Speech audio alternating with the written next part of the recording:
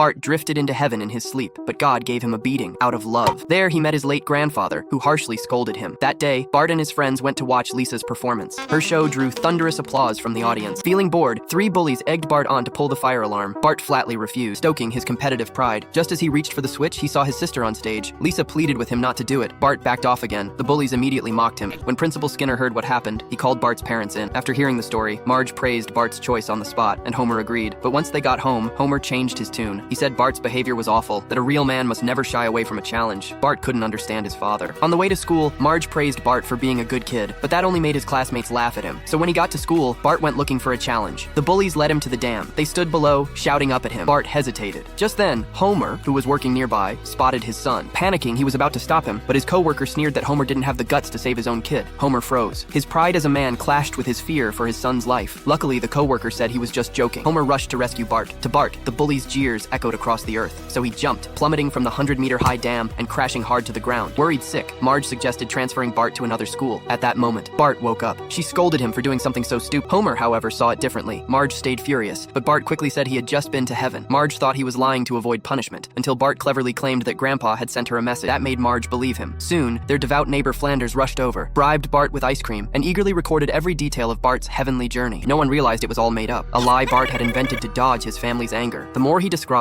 the more everyone believed. But Lisa, ever the rational one, saw through it and kept warning Bart. Later, a film studio came knocking, hoping to make a movie based on Bart's experience. Homer agreed instantly, and even asked to direct it himself. Before filming began, the crew suggested praying. That gave Bart another mischievous idea. He claimed that God had possessed him, and that God wanted Homer and Flanders to lock themselves in a room together every day, holding hands as they worked. While Homer busied himself with casting and shooting, Lisa once again confronted Bart. Bart wanted to tell Homer he was feeling uneasy, but he accidentally mistook an actor for his dad. Now even more anxious, he found Homer still happily immersed in the project. That night, Bart had a nightmare. His soul drifted out of his body and went to heaven again. Hello, Bart. Where God tried to beat the lies out of him with the power of love. After the movie premiered, Bart became famous. He even walked the red carpet.